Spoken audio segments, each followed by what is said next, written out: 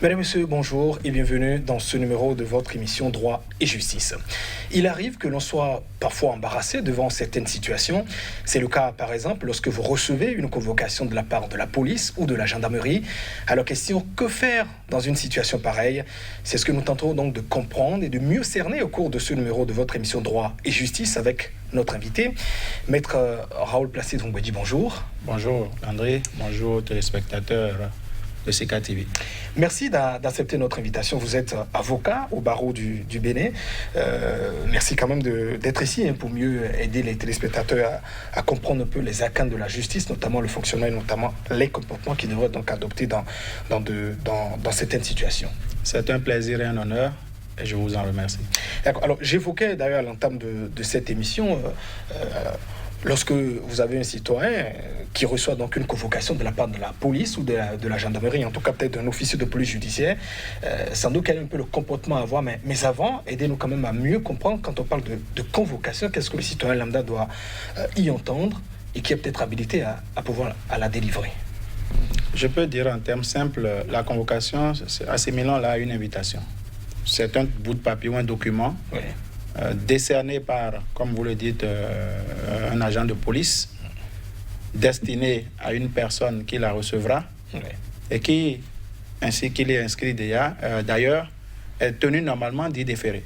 Le code de procédure pénale indique d'ailleurs quand vous avez reçu une convocation, vous devez y répondre. Donc, on vous amènera un papier qui portera une mention, mais vous verrez vos noms et prénoms, vous invitant à vous présenter à une unité de police, à une date donnée, à une heure donnée, et parfois pour demander un agent déterminé de la police, donc celui qui est en charge généralement du dossier pour lequel vous êtes convié à venir. Vous parlez d'une invitation, pas une invitation à un mariage quand même, Maître Raoul Placide Vongwedi. On sait dans cette situation, quand on dit vous avez une convocation, on voit toute la panique quand même du citoyen même s'il ne se reproche rien. Vous avez tout dit. Qu'une convocation vienne ne signifie pas d'office que vous êtes coupable, bien qu'on vous reproche forcément quelque chose. Il faut comprendre ce que peut porter la convocation. Vous pouvez être convoqué pour différentes raisons. C'est vrai que de façon générale, quand la convocation arrive, généralement c'est que quelqu'un est allé porter une plainte contre vous. Quelqu'un s'est porté soit vers l'unité de police directement, soit vers le procureur de la République, et en arrêt des faits dont il estime avoir été victime de votre fait, et demande qu'une enquête soit ouverte et menée et qu'on détermine votre niveau de responsabilité dans l'histoire. C'est généralement ça, la convocation.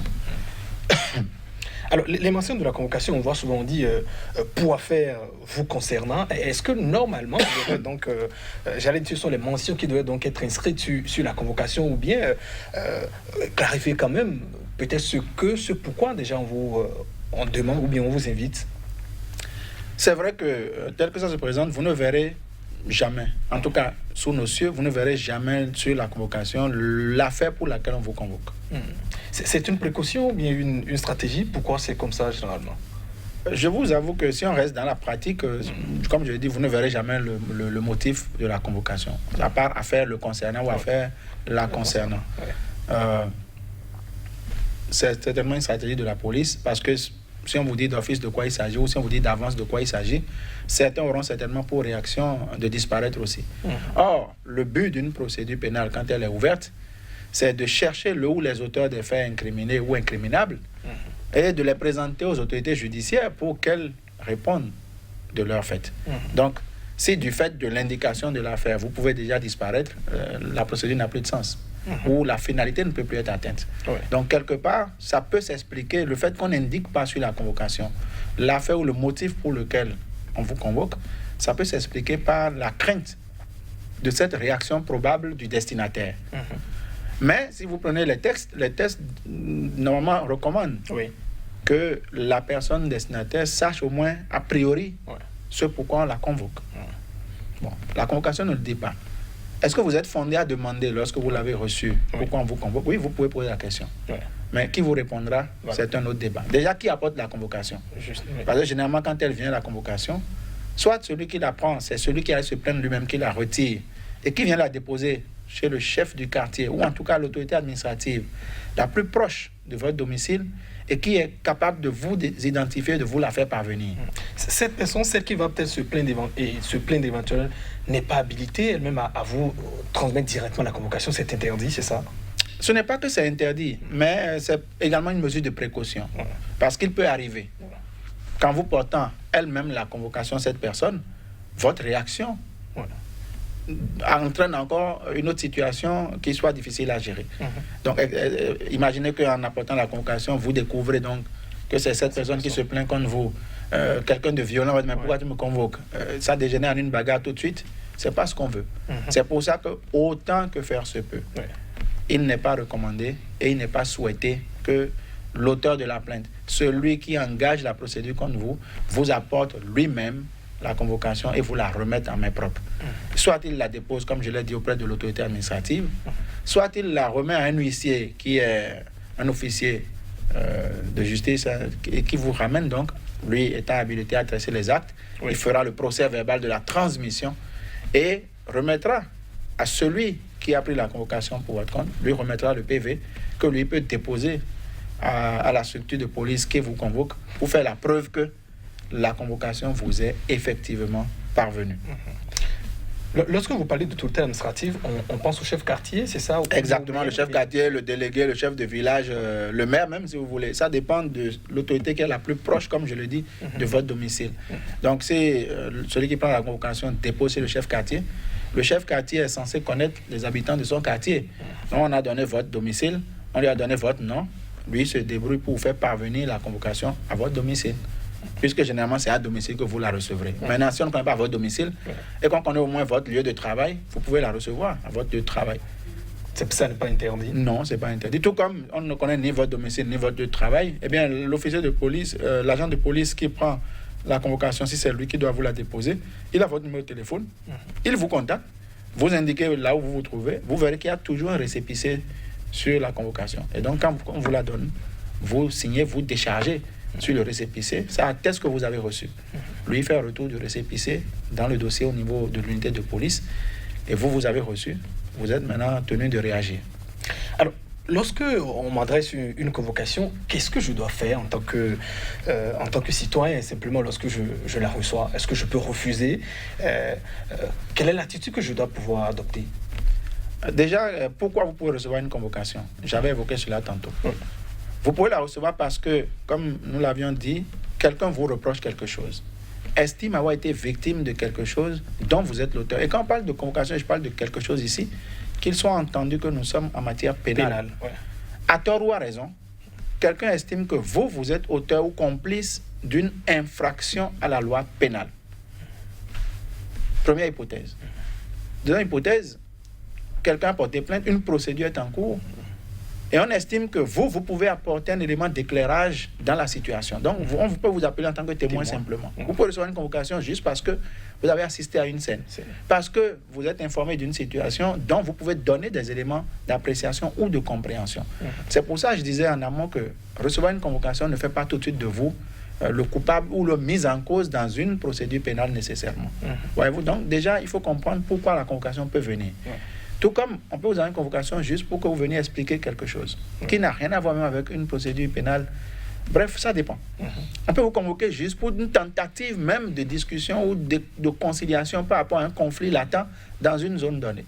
C'est vrai que normalement, cela ne fait pas partie du rôle de la police. Mais on vous dira que pour préserver l'ordre public, personne ne le fait mieux que la police. Donc, lorsqu'ils sont informés de situations qui ne sont même pas forcément infractionnelles, et qu'ils estiment que d'essayer de faire asseoir les parties, discuter avec elles, pourrait peut-être calmer la situation, ils peuvent émettre des convocations qui vous parviendront. Vous répondrez et vous verrez qu'on ne va pas faire une procédure pénale contre vous et on ne va pas vous aller au-delà de la simple discussion. C'est des mots, en fait, l'objectif de la convocation, c'est de toucher quelqu'un et de le faire venir vers celui qui l'émet pour maintenant aborder un sujet déterminé. Quand c'est la police qui l'émet, c'est là où nous sommes dans le débat que nous faisons. Alors, quand vous l'avez reçu maintenant, puisqu'on a vu les raisons pour lesquelles vous pouvez la recevoir. Alors, peut-être une question compte tenu disons, un peu des velléités, disons, d'insécurité. Est-ce que quand un agent de police se présente devant moi, est-ce que je peux lui demander son identité, vos pièces peut-être pour reconnaître que vous êtes évidemment un agent en fonction? Est-ce que je peux le demander? C'est tout à fait votre droit. Normalement même, tel que les choses sont organisées, quand l'agent de police vient, vous devriez avoir la barrette ou en tout cas un petit qui porte son nom et prénom sur sa poitrine. Ça vous permet d'avoir au moins l'identité. Demandez-lui son identité, même son titre ou sa carte, pour vous rassurer que c'est vraiment la police. C'est déjà un plus. Parce qu'effectivement, pour des questions de sécurité, comme vous le dites, il peut bien arriver que des individus s'organisent pour venir paraître comme la police et essayer de vous faire un coup qui porte atteinte à votre sécurité. Ça peut arriver. Donc, demandez l'identité du porteur, même s'il est habillé en uniforme ou pas, c'est pas un crime. Ça craint sa réaction. Peut-être il y en a qui sont violents, c'est-à-dire, doutez-vous de notre profession, disons, à qui nous comparez-vous? Il est déjà arrivé, en tout cas, des témoignages que certains citoyens nous ont rapportés.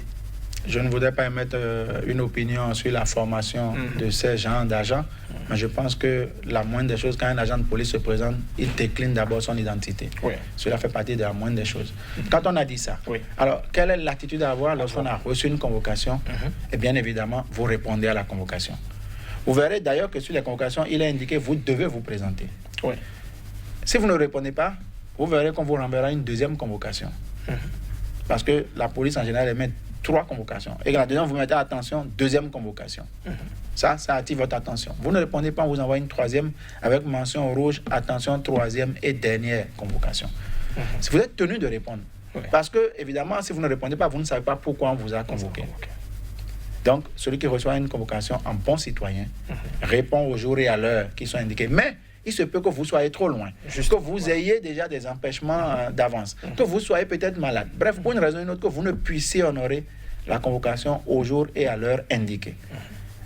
Bon citoyen également, vous appelez ou vous envoyez quelqu'un vers l'unité émettrice pour expliquer qu'en raison de tel facteur, au besoin avec les pièces justificatives, vous ne pourrez honorer la convocation au jour et heure fixé.